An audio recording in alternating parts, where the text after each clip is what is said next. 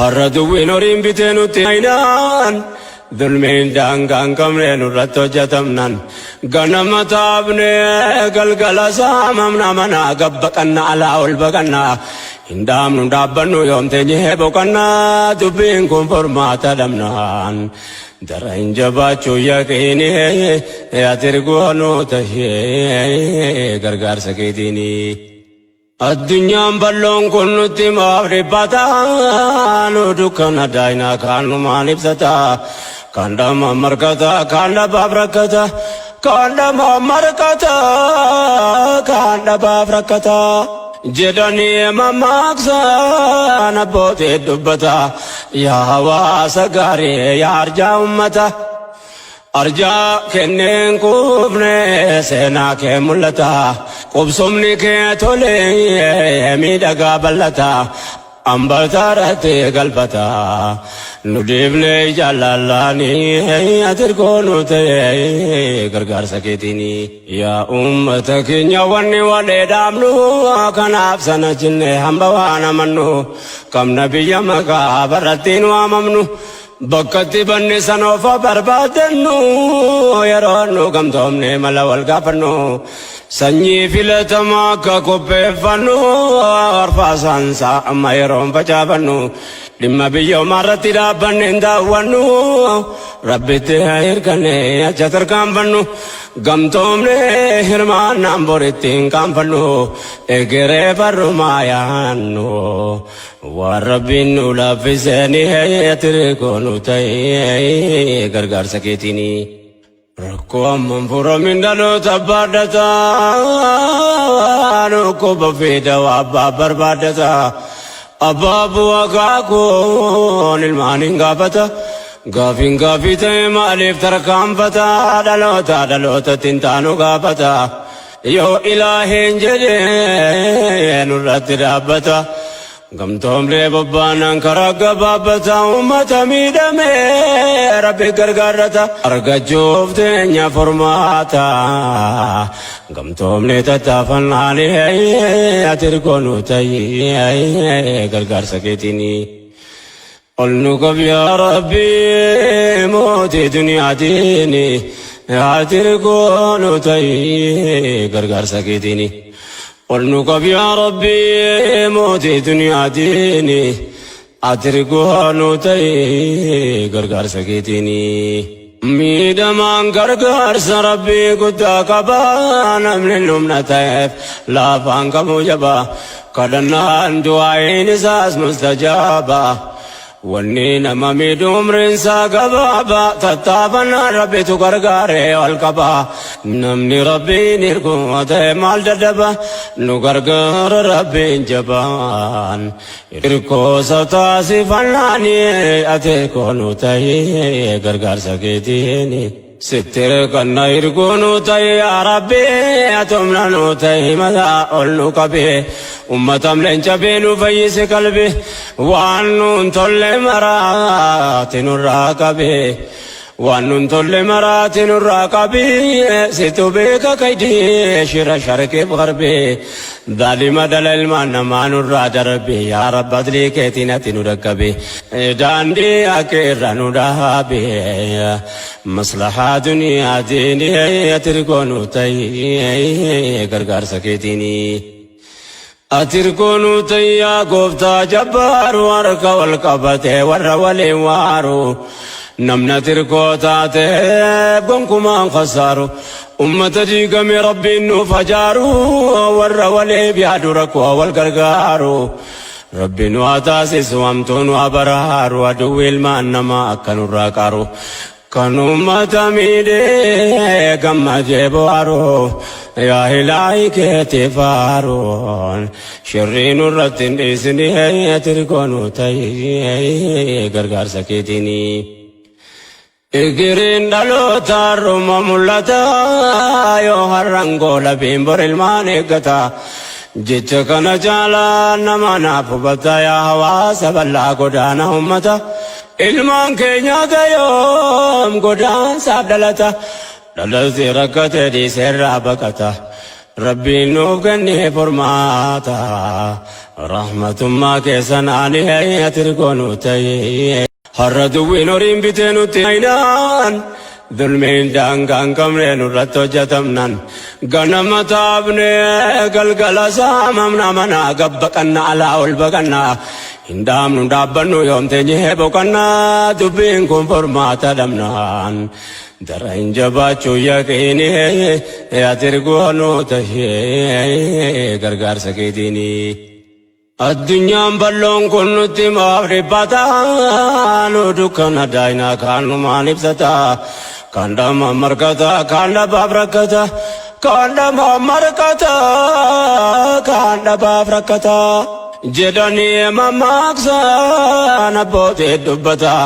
yaa hawaasa gaarii yaa arjaa ummata arjaa kenneen qubne seenaa kee mul'ata qubsumni kee tole miidhagaa bal'ata ambaltaarratti galfata nu dhiifne jaallallaanii atirkoonu ta'e gargaarsa keetiini yaa ummata keenya wanni walee dhaabnu kanaaf sana jenne hamba waan amannu qabna biyya maqaa barrattiin waamamnu bakkatti banne sanoofa barbaadannu yeroo nu gamtoomne mala wal gaafannu sanyii filatamaa akka qopheeffannu arfaasaansaa amma yeroon facaafannu dhimma biyyoomaa irratti dhaabbanne hin daawwannu rabbitti hirkanne acha tarkaanfannu gamtoomne hirmaannaan boritti hin qaanfannu egeree barrumaa yaannu waan rabbiin nu laaffiseni atirkoonu ta'e gargaarsa keetiini. Rakkoo amman furamin dhaloota baadhata dhukkuba fiida abbaa barbaadata abbaa bu'aa kaakoon ilmaan hin gaafata gaafiin gaafii ta'e maaliif tarkaanfata dhaloota tintaanu gaafata yoo ilaaheen jedhee nurratti dhaabbata gamtoomlee bobbaanan karaa gabaabbata ummata miidhame rabbi gargaarrata argachuuf teenya furmaata gamtoomlee tattaafannaani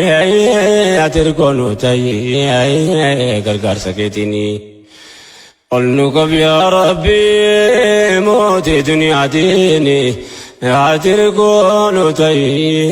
gargaarsa keetiini ol nu qabi yaa rabbi mootii duniyaatiini atirkoonu ta'e gargaarsa keetiini miidhamaan gargaarsa rabbii guddaa qaba namni humna ta'eef laafaan kamuu jaba kadhannaan du'aayin isaas mustajaaba wanni nama miidhu umriinsaa gabaaba tattaafannaan rabbitu gargaaree ol qaba namni rabbiin hirku ta'e maal dadhaba nu gargaara rabbiin jabaan hirkoosa taasifannaani atirkoonu ta'e gargaarsa keetiini sittir kanna hirkoonu ta'e yaa rabbi atumna nu ta'e mataa ol nu qabe ummatam leenca beenu fayyise qalbe waan nun tolle maraati nurraa qabe waan nun tolle maraati nurraa qabe situ beeka kaydee shira sharkeef qarbe daalima dhala ilmaan namaa nurraa darbe yaa rabbi adlii keetiin ati nu dhaqqabe daandii akeerra nu dhaabe maslahaa duniyaatiin atirkoonu ta'e gargaarsa keetiini atirkoonu ta'e gooftaa jabbaaru harka wal qabate warra waliin waaru namna tirkoo taate gonkumaan khasaaru ummata diigame rabbiin nuuf hajaaru warra waliif yaadu rakkoo wal gargaaru rabbiin waa taasisu hamtuun waa baraaru aduwwi ilmaan namaa akka nurraa qaaru kan ummata miidhee gammadee bohaaru yaa ilaahi keetii faaruun shirrii nurratti hin dhiisini atirkoonu ta'e gargaarsa keetiini igiriin dhaloota har'uma mul'ata yoo har'an goola biimbor ilmaan eeggata jecha kana caalaa nama naaf hubata yaa hawaasa bal'aa godaana ummata ilmaan keenya tayoom godaansaaf dhalata dhalalti rakkate dhiiseerraa baqata rabbiin nuuf kennee furmaata rahmatummaa keessan ani atirgoonu ta'e har'a duwwiin horiin bitee nutti aynaan dulmiin daangaan qabnee nurratti hojjetamnan ganama taabnee galgala saamamna manaa gabbaqanna alaa ol baqanna hin dhaabnu dhaabbannu yoomteenyee boqannaa dubbiin kun furmaata dhabnaan